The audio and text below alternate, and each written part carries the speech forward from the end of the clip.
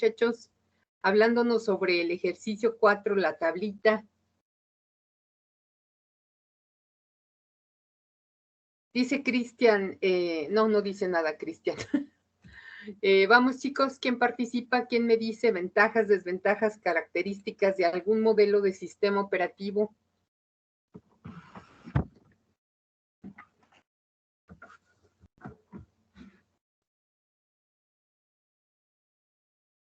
¿Sí me escuchan, muchachos? ¿Quién dice yo? Vamos. Yo, profa.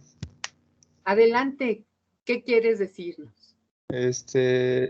¿Comenzamos por el monolítico? O... Muy bien. Sí, el que tú quieras. Bueno, en las características dice, los sistemas operativos monolíticos se caracterizan por implementar en el núcleo los 4 componentes fundamentales del sistema. Sí.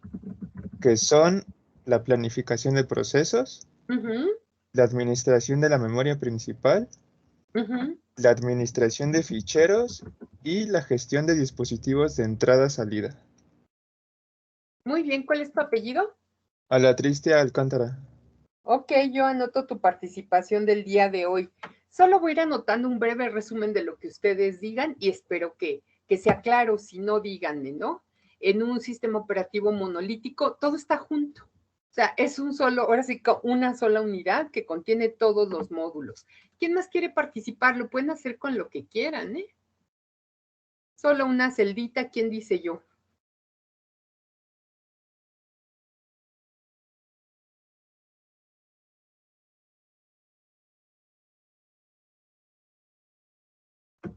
Vamos, chicos, es su participación del día de hoy. Ya entregaron su ejercicio 4. Bueno, no todos, pero ya califiqué varios yo, y profe. estaban muy bien. Adelante. Con las ventajas del monolítico. ¿O muy tiene bien. que ser del estructurado? De lo que quieras. Bueno, del monolítico. Sí. Son sistemas muy estables y seguros. ¿Sí? La capacidad para administrar el sistema es total. Los proveedores de este tipo de sistemas son las grandes empresas del mundo de los sistemas de información, tipo IBM, por ejemplo. Y los servicios profesionales de estas empresas tienen un alto nivel de conocimiento sobre sus productos. Muy bien, ¿tu apellido es? Cordero Guerrero. Muy bien, ¿quién más quiere participar, muchachos?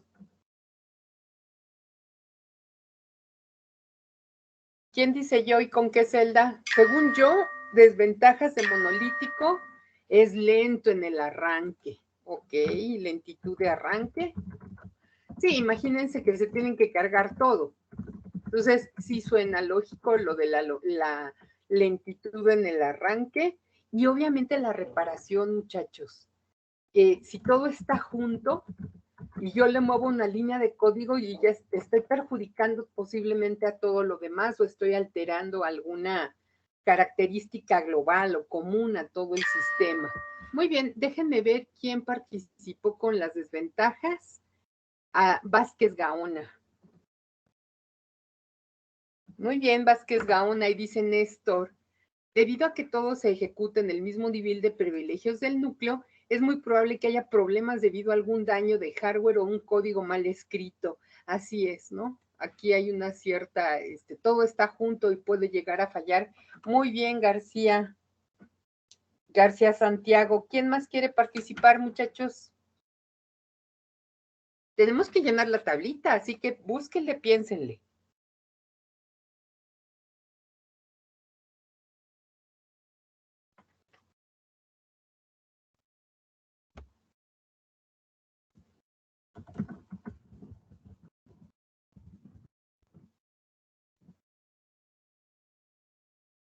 Más chicos, vamos, en la medida en la que participen, estos temas que son muy teóricos se les van a hacer más ligeritos, ¿va? Dice, ahí están los ejemplos, muy bien, García Santiago. De plano lo voy a copiar y lo voy a pegar, ¿sale?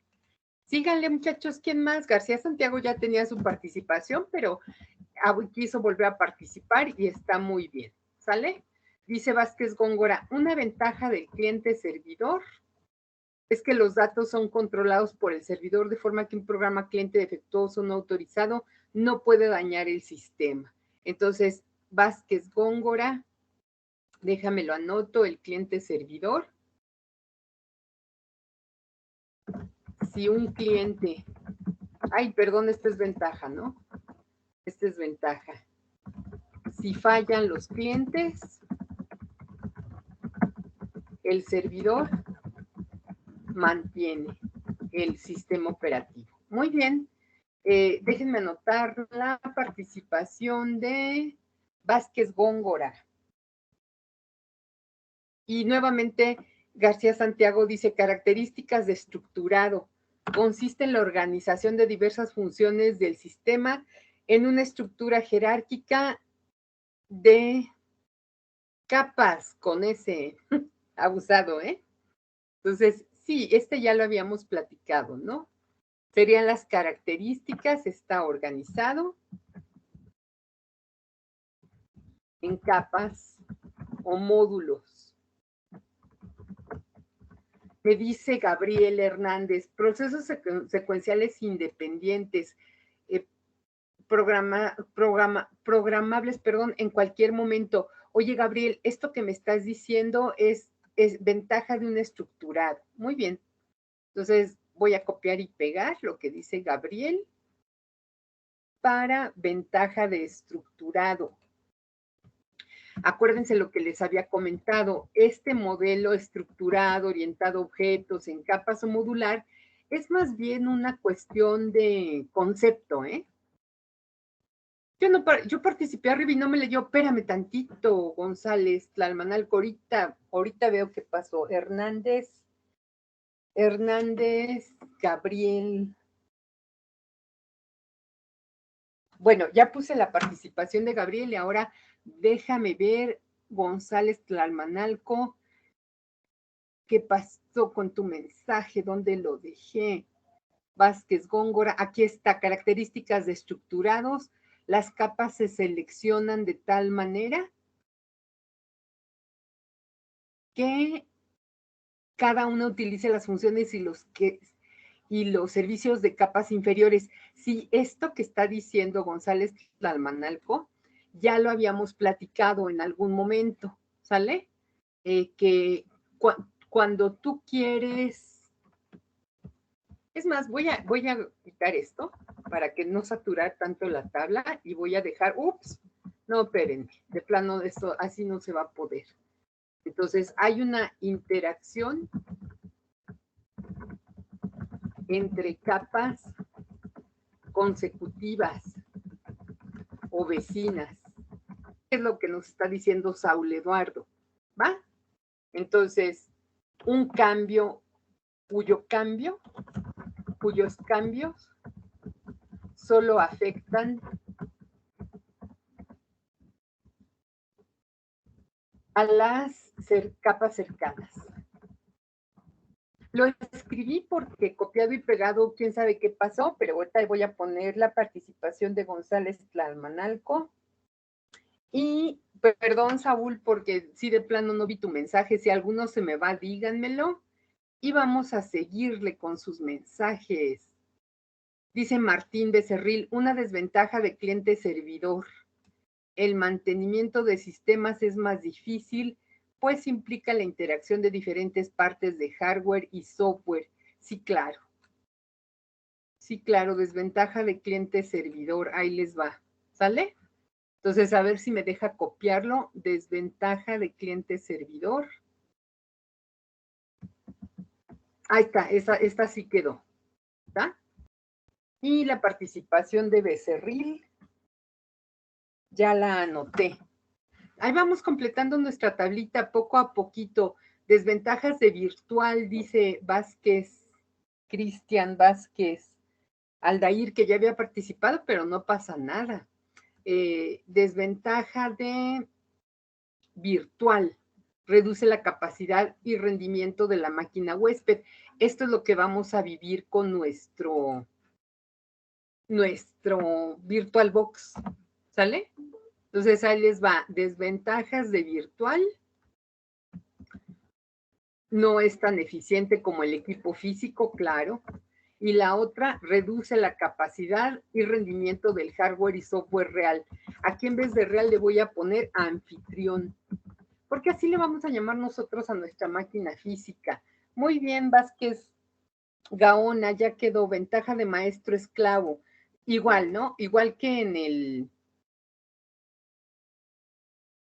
el cliente servidor, la misma protección tiene Huerta, lo que comentas. Ventaja de maestro esclavo, ahí les va. Ventaja de maestro esclavo, igual que en el cliente servidor, si un maestro falla, otros maestros continúan utilizando los recursos o el software en general. Huerta Chávez, ahorita pongo tu participación. Chavarría, ya te cambié el apellido. Huerta Chavarría, muy bien. Ejemplo de estructurado T, Venus Multics. Hay un montón de sistemas operativos, muchachos. No acabaríamos de mencionarlos. Estos son ejemplos de estructurado, muy bien. Nos faltan poquitas celdas. ¿Quién las llena? Esto lo dijo Néstor García Santiago, que ya había participado. Flores Rojo dice, una ventaja para el sistema operativo virtual sería que puedes tener los sistemas operativos que necesites en una sola ubicación. Ay, también ya me dio la desventaja, las voy a copiar las dos, Flores Rojo, y voy a poner en virtual la ventaja y la desventaja, ¿sale? Que consume recursos, por lo que se vuelve una limitación. Esto lo voy a dejar, Flores Rojo, como que reduce la capacidad, ¿va? Pero es lo mismo. En otras palabras, es lo mismo. Entonces, pongo la participación de Flores Rojo. Muy bien, síganle, ya quedan pocas celdas. ¿Quién quiere llenarlas, muchachos? Voy a seguir leyendo el chat. Ejemplo de cliente servidor. Windows Server, GNU Linux Server, Debian también, como lo vamos a trabajar nosotros, es cliente servidor, ¿sale? Ejemplos de cliente servidor, esto lo puso Néstor García Santiago, que ya lleva como 10 participaciones el día de hoy, pero nada más cuenta uno. ¿Alguien más que quieran participar, muchachos? Miren, nos faltan características de virtual, desventajas de estructurado. Ejemplo de virtual, ya lo tenemos, VirtualBox. VMware. Ejemplo virtual podría ser VirtualBox, así es, Luis Flores Rojo. Sí, Flores Rojo. No creas que te adiviné, yo estaba escribiendo y tú estabas diciéndolo, ¿no? También el Hyper-V, que algunas de las versiones de Windows 10 ya lo traen. Esas son ejemplos de virtuales. ¿Alguien más quiere participar? Nos faltan 3, 5, 6 celditas. ¿Nadie? ¿Por qué me pusiste signos de interrogación, Luis Ángel? Característica de virtual, es un software muy bien que tiene la capacidad. Vázquez Gaona, otro que lleva como 1000 participaciones.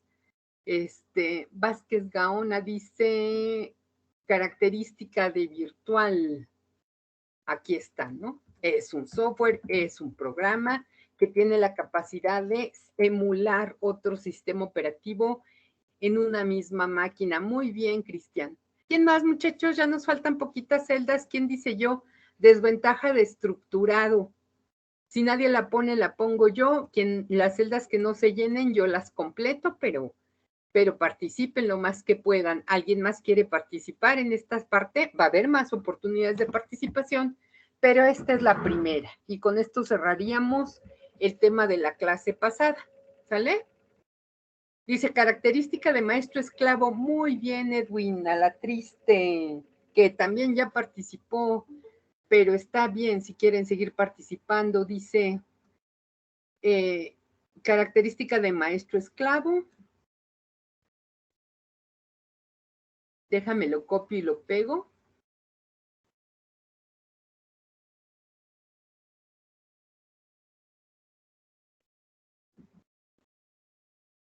Característica de maestro esclavo. Se designa un procesador maestro en el que se encarga, ¿no? Aquí le voy a cambiar, el que se encarga ejecutar el sistema. Entonces, un maestro se encarga de ejecutar el sistema operativo, ejecutando los trabajos de planificación, controlando todos los procesos esclavos. Muy bien, a la triste, ya tienes tu participación, otra más. Y dice Néstor García Santiago, el micronúcleo de cliente-servidor. Característica, el micronúcleo provee funciones básicas de memoria y demás, ¿no? La voy a copiar, característica de cliente-servidor. Y la leo, dice el micronúcleo, provee funciones básicas de memoria, entrada, salida, archivos y procesos, dejando procesos servidores al resto. Ok, García Santiago, una participación más, me faltan celditas, ¿quién dice yo? A la 1, a las 2, y si no, yo voy a abrir otra tablita y les voy a dar desventajas del estructurado. Fíjense, en las desventajas de los estructurados, ahí les van, se las leo. Dice tendencia a equilibrarse, menos capas, mayor funcionalidad. Las llamadas entre capas son iguales o mayores al paso de parámetros. Cada capa implica un esfuerzo extra. Creo que la desventaja es esto, ¿no? O sea, el que yo tenga que interactuar entre capas implica que yo estoy, pues, diseñándolas por separado y demás. O sea, aunque un software en capas me da mayor seguridad y puedo aprovechar mejor su funcionalidad y su diseño es más fácil, también implica un esfuerzo extra, implica personal especializado en esa capa, ¿sale? Voy a completar también desventajas y ejemplo de maestro esclavo. Fíjense, en los procesos maestro-esclavo, obviamente el maestro está trabajando como loco y posiblemente los esclavos ahí estén ociosos en algún momento, ¿sale? Entonces ahí les va, miren. En maestro-esclavo la desventaja es que puede haber cuellos de botella, el maestro está saturado de trabajo si hay demasiados esclavos. Sin embargo, una configuración maestro-esclavo la tienen sistemas operativos modernos como Windows 10, Ubuntu y Debian. Y creo que ya no nos falta ninguna celda, ¿no? Entonces, la voy a poner por si quieren tomar captura de pantalla. Una tablita más de las que ustedes tienen. Ahí pueden tomar captura de pantalla si gustan, los que gusten. Les digo, yo revisé como unos 10 ejercicios que estaban muy bien, muy completos. Felicidades por estar participando. Ya voy a continuar, muchachos. Entonces, si nadie me detiene o me pide más tiempo, les voy a pedir un favor. Hoy no vamos a trabajar todavía con la máquina virtual. En este momento, abran su VirtualBox y arranquen su máquina virtual. Lo voy a hacer junto con ustedes. Abran su VirtualBox.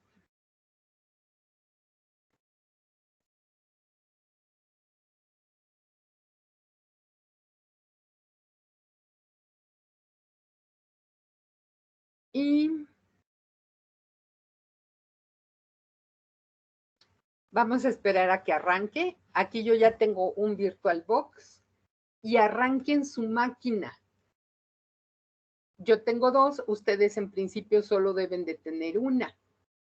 Hagan esta prueba para que si alguna falla, tengamos tiempo de corregirla. Yo necesito que el próximo viernes ya todo el mundo o la mayoría tenga su máquina virtual funcionando. ¿Cómo sé si funciona? Te debe de aparecer algo así. Entonces, me espero a que abran su máquina virtual y la prueben.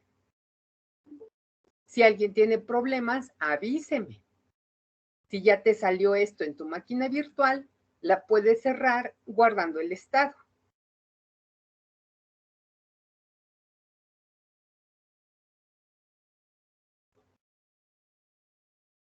Para el próximo viernes, todas las máquinas virtuales. Profe.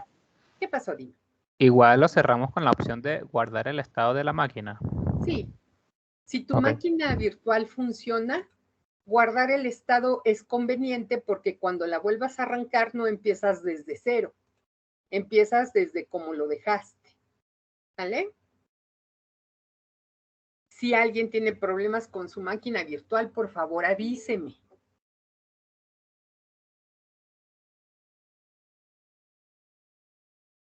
¿Qué vas a hacer si tu máquina virtual falla? Si te aparece un cuadrito que dice que hay un error, ¿cómo dice? Error fatal o cosas así.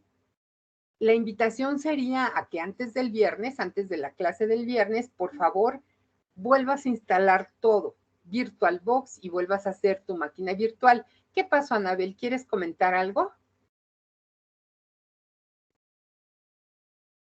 Creo que no. Pero si alguien tiene problemas con su máquina virtual, tome medidas antes del viernes, por favor.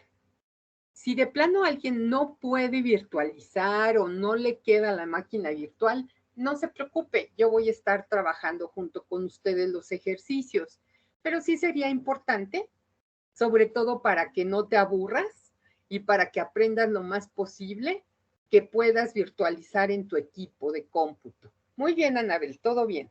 Entonces, ya hicimos pruebas con la máquina virtual, ahora les voy a dar la teoría del día de hoy. Seguimos con temas teóricos, pero el viernes ya empezamos a trabajar con Linux, ¿va? Ahí les va, por favor, cualquier cosa, díganme.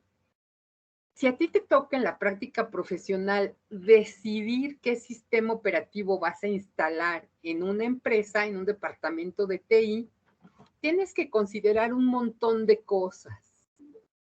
La arquitectura de tu procesador, la memoria y el almacenamiento que soporta, el sistema de archivos con el que quieras trabajar, el soporte al sistema de archivos, los métodos de actualización, la capacidad gráfica y la interoperabilidad.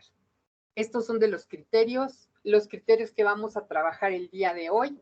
Por favor, pónganme atención, ¿vale?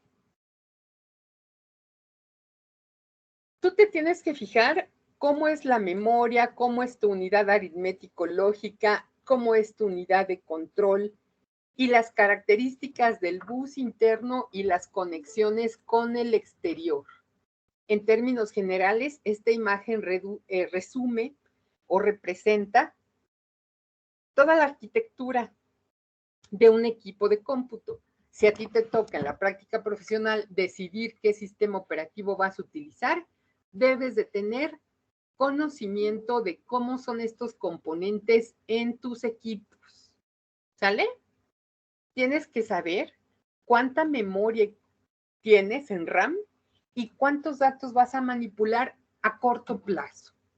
Si tuvieras un poquito más de recursos o de tiempo, bueno, haz tu planeación a mediano y largo plazo, pero a corto plazo tienes que satisfacer los requerimientos de memoria RAM de ese sistema operativo. Hoy por hoy es muy fácil porque la información está en Internet. Tú buscas los requerimientos mínimos para instalar un sistema operativo y ves que la cumplas, ¿sale? Y como te decía, también velo pensando a largo plazo. ¿Qué dispositivos de almacenamiento vas a utilizar? Discos de estado sólido, que por cierto no son discos, ¿eh? Son dispositivos de estado sólido o discos duros. Hoy por hoy se almacena mucho en la nube y la verdad es que con los sistemas operativos no hay mayor problema en el almacenamiento en la nube. Vamos a hablar más del sistema de archivos y les quiero hablar más de este componente, muchachos, porque es poco conocido, ¿sale? El sistema de archivos es el software que es responsable de crear, borrar, modificar y controlar el acceso a archivos y administrar los recursos utilizados por ellos. O sea, te permite elegir una ubicación, en qué unidad, en qué carpeta, te permite aprovechar tu espacio de almacenamiento de manera eficiente, asegura el acceso controlado y cuando ya no sirve un archivo, libera ese espacio y avisa de su disponibilidad. Póngame atención, el sistema de archivos para llevar a cabo las labores que les acabo de comentar tiene 5 componentes. Algunas de estas nunca las habían escuchado, ahí les van. Operaciones fundamentales, esto es normal, ¿no? Creación, apertura, cierre, escritura, lectura. Lo que en lenguaje CS++ se hace con un fopen, fclose, fwrite, fread y demás. Todos ustedes debieron trabajar con archivos en lenguaje C, en alguna materia y posiblemente también en programación orientada a objetos. Si no es el caso, me pueden decir y yo les paso material. Abusados con lo que sigue. Para cada archivo de datos se crea un buffer caché.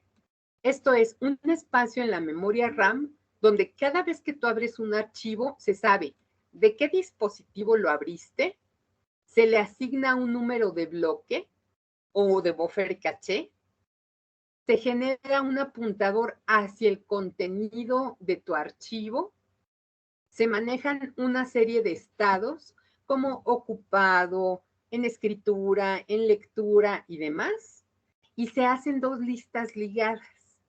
Si tú alguna vez te preguntaste para qué servían las listas ligadas en estructura de datos, sirven para administrar la memoria RAM, porque se crean enlaces entre todos los buffers caché. ¿Para qué? Pónganme atención. Si tú cierras un archivo y dices, se me olvidó algo y lo vuelves a abrir, la máquina, antes de liberarlo de la memoria RAM, lo pone en una lista ligada. Si tú vuelves a abrir tu archivo o en el momento en el que tú vuelves a abrir tu archivo, se busca entre los buffers caché en hash para ver si la máquina lo tiene cargado en la memoria RAM y así nos ahorramos hasta un 85% de las operaciones de lectura y escritura. O sea, los sistemas de cómputo y los dispositivos electrónicos actuales usan muchas estructuras de datos para optimizar el manejo y que el usuario diga, ¡ay, qué rápido está mi máquina! ¿Ok? Cualquier duda, díganla. Pónganme atención.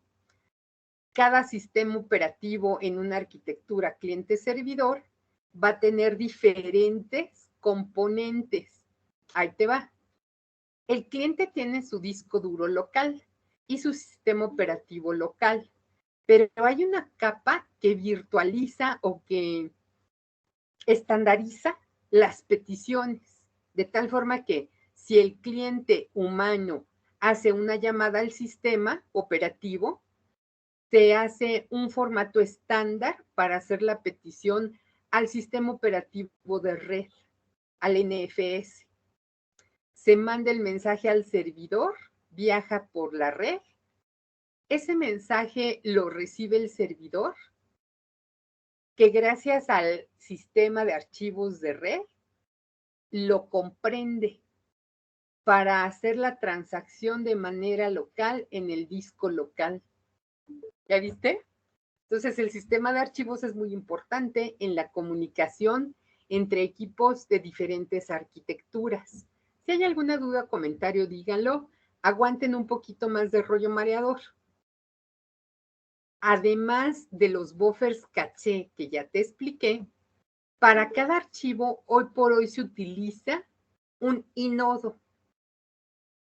Esta fue una idea original de Unix que ha sido adoptada por el sistema de Mac y por el sistema operativo Windows gracias a su eficiencia.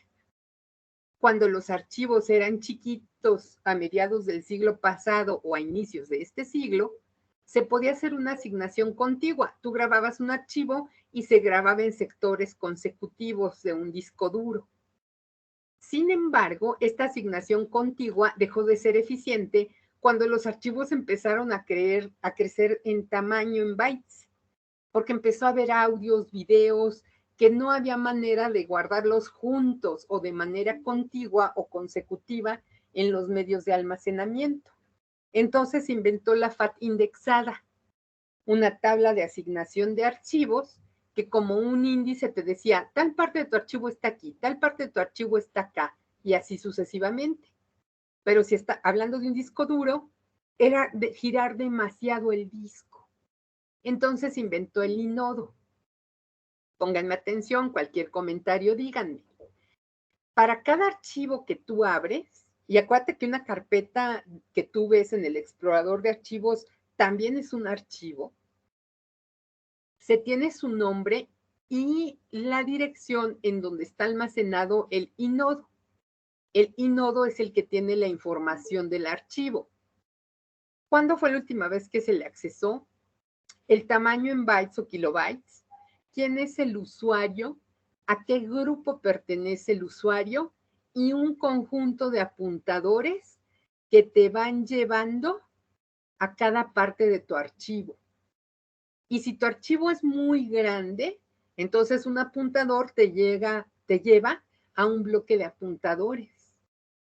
Y así es como hoy por hoy se almacenan físicamente archivos muy grandes en las memorias RAM, en los discos duros, en los demás sistemas de almacenamiento.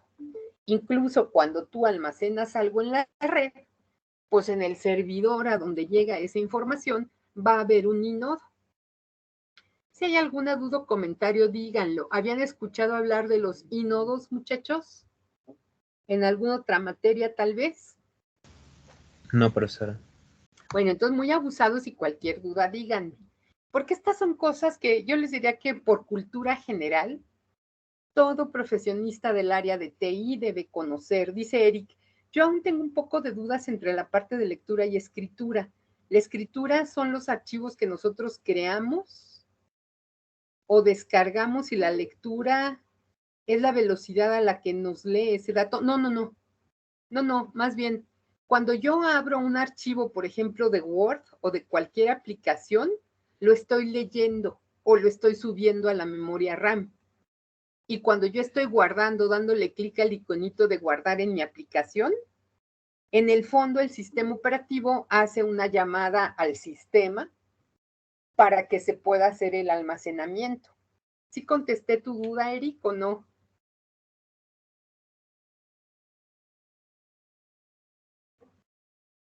O sea, la lectura es cuando yo abro un archivo o abro incluso una carpeta y la escritura es cuando guardo. ¿Cómo se reparte la carga?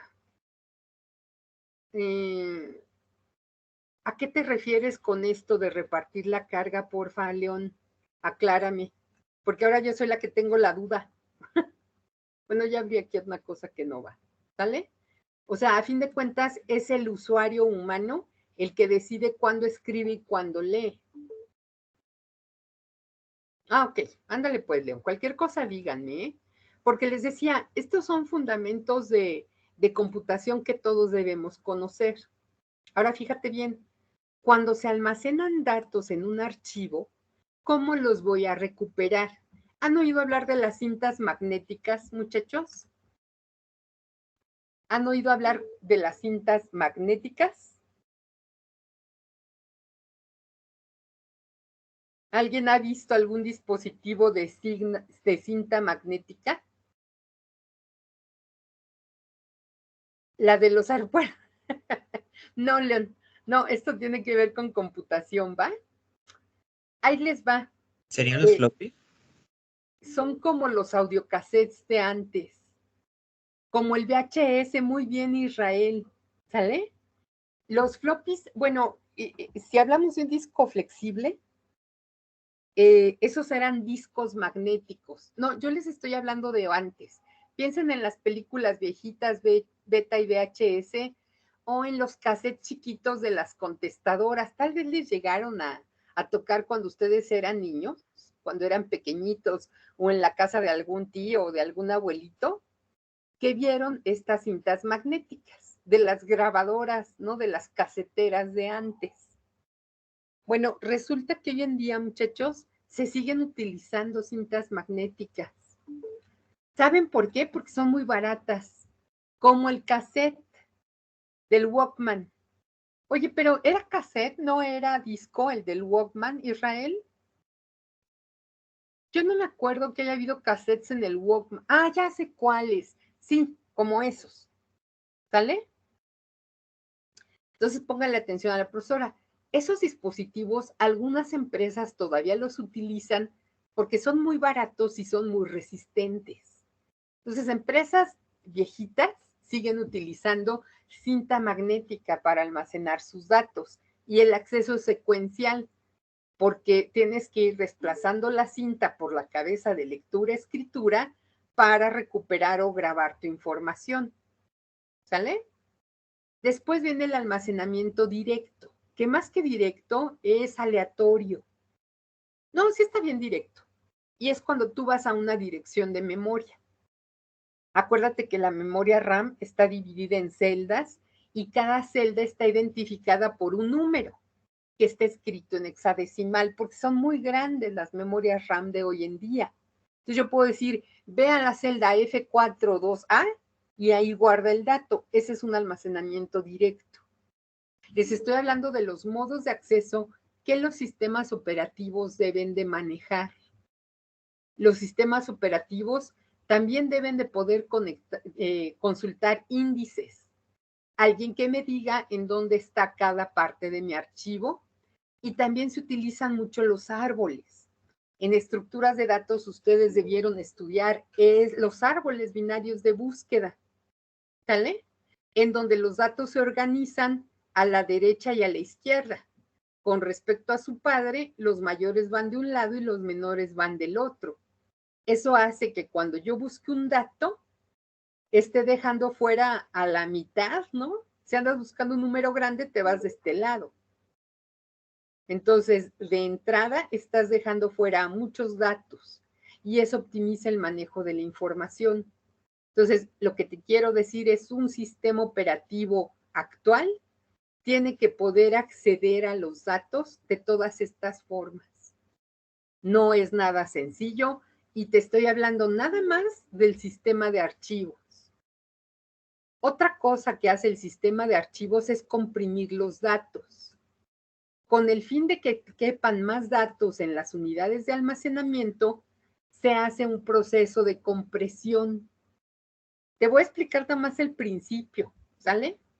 Una de las formas de compresión de datos, cuando tú ves que desea comprimir los datos en este disco para que quepan más y le pones que sí, la máquina utiliza un algoritmo como el que te voy a explicar. Te voy a explicar cómo se comprime la palabra Coca-Cola. Una palabra cualquiera, un dato cualquiera. Si yo guardara la palabra Coca-Cola directamente así tal cual en lenguaje C, o sea, en una aplicación hecha en lenguaje C, en mi medio de almacenamiento, cada letra me consumiría un byte de memoria.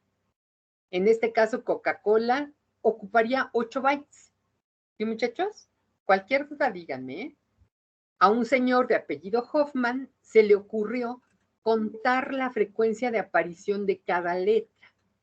En la palabra Coca-Cola hay 3 letras C, hay 2 letras O, hay 2 A y hay una L. Entonces Hoffman lo que hace es un árbol que está acostadito, la raíz está del lado derecho y las hojas, que son las letras, están del lado izquierdo. Entonces lo que dice Hoffman es, si tú armas el árbol contando la frecuencia de aparición de cada letra, juntas primero las letras que menos aparecen y así hasta juntarlas todas, y después numeras con ceros la rama superior y con unos la rama inferior, puedes crear un código que se conoce como código de Hoffman. La letra C se va a representar con un 0, porque para ir de la raíz a la C, solo necesito recorrer esta trama del árbol. Si hay alguna duda, insisto, díganlo. ¿Cómo llego a la O? Desde la raíz me voy por 1, 0. ¿Cómo llego a la A? 1, 1, 0. ¿Ya vieron? ¿Cómo llego a la L? 3 unos. Entonces la palabra Coca-Cola, un 0 es una C, la O es 1, 0, la otra C es un 0, y aquí está la A y otra C y una O y una L y una A. ¿Cómo hago que pese menos mi palabra o mi dato?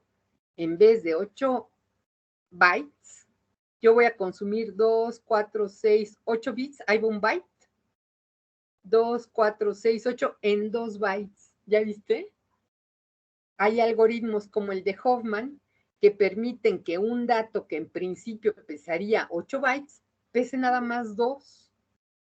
Así es como trabaja el zip, el RAR. Y los sistemas operativos modernos comprimen los datos para que quepan más en los medios de almacenamiento. ¿Alguna duda, muchachos? ¿Comentarios, no? Dice Eric, listas enlazadas sobre otras listas enlazadas, entonces, así se hace una ramificación o árbol. En estructura de datos debiste verlo, León, pero con mucho gusto te contesto. Una lista ligada es un nodo, déjame lo escribo en el chat, nodo con apuntador. Esa es una lista ligada. Un árbol, déjame lo escribo en el chat, un árbol es igual a un apuntador izquierdo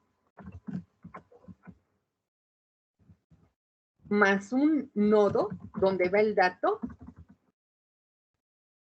más un apuntador derecho.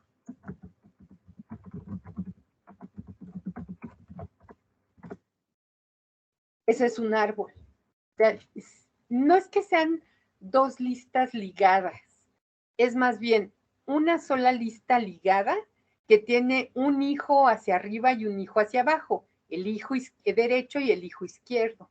¿Ya viste?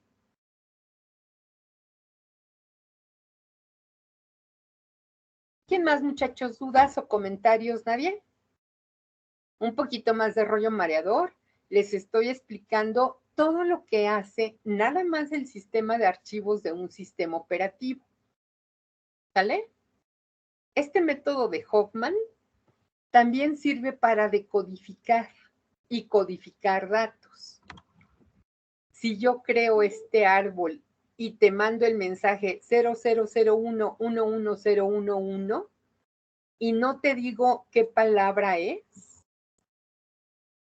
entonces ya estamos codificando la información o el cifrado. Yo creo que sí lo han visto, ¿no? En su sistema operativo que dice que los datos se cifran, o por ejemplo en WhatsApp, cuando te dice que los mensajes están cifrados de extremo a extremo, lo que se utiliza es un algoritmo que crea un árbol, que la raíz está en el extremo derecho y en las hojas están los caracteres. Entonces, si yo codifico 0001111011 con este árbol, ahí dice horror, porque mira, 00 de la raíz, recorres el camino 00, aquí hay una H. Aquí abajito hay una H. Y solo si yo tengo el árbol voy a poder descifrar la palabra. 01, esta es una O.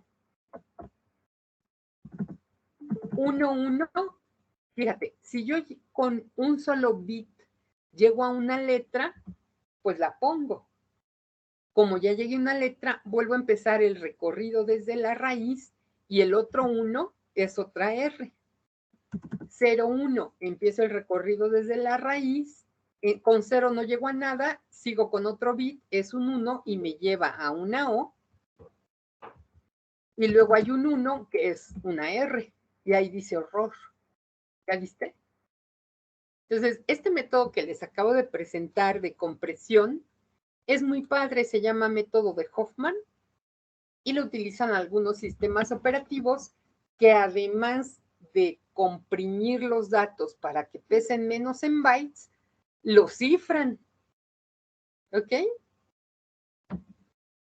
Todas estas son funciones del sistema operativo. Vamos a seguirle, por favor. Cualquier duda o comentario, díganme. Entonces, cuando a ti te toque elegir qué sistema operativo, piensa en la arquitectura de tus máquinas, piensa en qué sistema de archivos quieres tomar, porque muchos sistemas operativos te van a dar a elegir, sobre todo en Linux y en Unix. También piensa en el soporte para el sistema de archivos o de sistemas de archivo. Esto es, los protocolos que facilitan el intercambio de archivos entre diferentes sistemas operativos. NFS, FTP, SSH, SMB, todos estos muchachos los van a ir conociendo poco a poco. Son protocolos de comunicación que algunos sistemas operativos soportan. Si quieres más información, aquí te dejo la liga. Vamos a cosas más normales, ¿no? Porque esto es muy de bajo nivel. Todos los sistemas operativos tienen métodos de actualización para adquirir nuevo hardware, para protegerte de vulnerabilidades y fallos que se van presentando y para darte nuevas funciones. Windows tiene un sistema de actualización, Windows 10, que a veces es molesto, no sé si a ti te haya tocado, pero cuando cambiamos a Windows 10, de repente cada vez que apagas tu equipo te dice actualizar y apagar, ¿no? Y es una lata porque es una perdedera de tiempo. En Windows tenemos que desactivar las actualizaciones. Al menos esa fue mi experiencia en Windows 10, ¿no? Que de repente las actualizaciones las tuve que desactivar porque eran muy frecuentes. Sí, Néstor, es un dolor de cabeza para soporte técnico las actualizaciones. Sí, es cierto. Nosotros lo vamos a trabajar en Unix, en Linux, pues, en nuestro Linux Lite, en alguna de las prácticas del curso, y sí es un rollo las actualizaciones. Este es otro criterio que tú tienes que tomar en cuenta a la hora de elegir un sistema operativo. Claro, y luego vienen con errores y es un problemón, pero hay maneras de controlarlo. Aquí les hago un comentario. Windows suele o tiende a tener problemas de actualizaciones, por eso muchas empresas optan por sistemas Linux, en donde hay más control por parte del administrador. Dice Eric, ¿qué actualizaste Windows? No sé. Ándale. Sí, Erika, sí, ¿no? Es un dolor de cabeza, como bien dicen estos. Y nosotros, y esos son otros los criterios que tú tienes que considerar. Mi empresa maneja grandes volúmenes de información. En una empresa tipo Walmart y demás, muchas veces vas a tener que migrar a Linux, porque con Windows ya no te va a soportar el sistema operativo tantos datos. Por cuestiones de seguridad, tal vez también prefieras otra vez migrar a Linux. ¿Sale? O a Unix. Entonces, sí, muchachos, estos son los criterios que ustedes tienen que ir conociendo. Si vas a trabajar en una empresa de edición gráfica o de videos o de videojuegos, tienes que considerar mucho la capacidad gráfica de tu sistema operativo. Más adelante, muchachos, vamos a detectar la capacidad gráfica de nuestros equipos y nos vamos a llevar una dolorosa decepción, porque en máquinas Windows tenemos muy poca capacidad gráfica. Tienes que ver qué ventanas y controles vas a manejar, si necesitas diferentes formas de un puntero, qué usabilidad o qué experiencia de uso tiene que tener el usuario. Te estoy hablando del diseñador gráfico y demás, de la fluidez de tus imágenes y de la personalización. Dice León, ¿con Windows Professional cambia eso? ¿O está en las mismas? Eso depende. Windows Profesional. Algunas características sí mejoran, León, pero pues también se incrementa el precio de la licencia. Y ese es otro de los criterios que uno debe de tomar en cuenta a la hora de decidir qué sistema operativo utilizar. ¿Ok? Obviamente, si estás en una empresa de videojuegos, animación y demás, pues vas a necesitar un equipo Mac y un sistema operativo Mac. ¿Sale? No te vas a quedar con Windows en ninguna de sus versiones. Vamos a seguirle, muchachos. El séptimo concepto es la interoperabilidad, la capacidad de comunicación, compartición e intercambio de datos de manera precisa, efectiva y consistente. ¿Qué tanta capacidad de manejar recursos remotos? de diferentes sistemas de archivos, si tengo que emular y si tengo que virtualizar. Entonces, yo sé que el tema es muy teórico, pero por favor, es útil, pues. Son los criterios que tú tienes que tomar o que considerar más bien a la hora de elegir un sistema operativo. Y te voy a poner un ejemplo práctico. Android, el sistema operativo Android, tiene las siguientes características. Esta es la arquitectura de procesador que necesita. Esta es la memoria RAM y el almacenamiento. Maneja estos dos sistemas de archivos y sus métodos de actualización es en el dispositivo Android irte a ajustes, información del dispositivo o acerca del dispositivo y ahí vas a encontrar varias opciones de actualización. Y aquí está su capacidad gráfica. ¿Ok? Antes de que hagamos el ejercicio, yo te quiero compartir otros criterios para seleccionar un sistema operativo. Ahí te van, son un montón. Confiabilidad, seguridad, escalabilidad, administración, interoperabilidad, adaptabilidad, desarrollo, accesibilidad financiera y usabilidad. Fíjate bien. La confiabilidad es que yo pueda estar seguro de que mi sistema operativo va a funcionar permanentemente sin fallos y que mis datos van a ser íntegros. Eso, en nuevas versiones de Windows, lo voy a quitar porque sí está considerado en los otros, ¿va? Es la usabilidad que ya les había mencionado. Esta de plano la voy a quitar. Y nada más les voy a dejar estos criterios, ¿va? Entonces, como les decía, en las nuevas versiones de Windows uno tiembla porque de seguro trae alguna falla o puede traer una falla y qué barbaridad. La seguridad es la capacidad de tu antivirus, ¿vale? Capacidad de detectar software malicioso y de protegerte de ataques. Eso también tiene que ver con el sistema operativo. ¿Qué tan escalable es tu sistema? O sea, meterles más clientes, más servidores conforme lo vayas necesitando, sin comprometer la calidad del servicio. ¿Cómo es la configuración? ¿Qué herramientas trae en el panel de control? ¿Qué hay que reinstalar? Interoperabilidad, cómo se comunica, comparte e intercambia datos. También ya te lo había dado.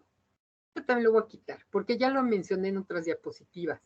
La adaptabilidad, muchachos, es la compatibilidad con otros controladores.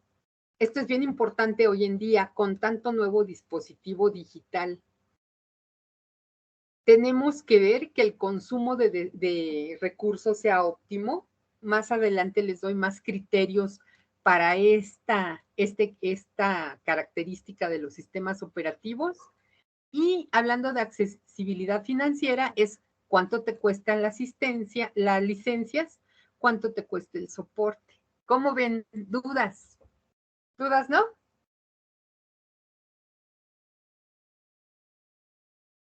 ¿De qué se trata la actividad del día de hoy? Para que tú practiques los criterios básicos que tienes que considerar a la hora de elegir un sistema operativo, el ejercicio es, en pareja o de manera individual, elegir un sistema operativo, el que tú quieras, que no sea Android, porque ese es el ejemplo que yo les di. E investigas para él los criterios que ahorita te voy a mostrar. Guardas en Word la tabla con la información o puedes tomar una captura de pantalla de tu tablita, lo guardas como PDF y lo subes a la plataforma. Pero los que no han participado tendrán que participar el día de hoy. Esta es la tablita que hay que llenar. Puedes elegir la versión de Windows que tú quieras, la versión de Mac que tú quieras, la distro de Unix que quieras, alguna versión de Linux, Ubuntu, lo que quieras, Solaris también puede ser, u otro sistema operativo. Elijan nada más uno y borran los que no quieran. O sea, si yo voy a trabajar con Ubuntu, borro todos estos, ¿va? Y nada más dejo el que yo voy a trabajar. El chiste de la actividad, muchachos, es que logremos tener las fichas técnicas de muchos sistemas operativos. Por eso lo hago de manera colaborativa, ¿sí?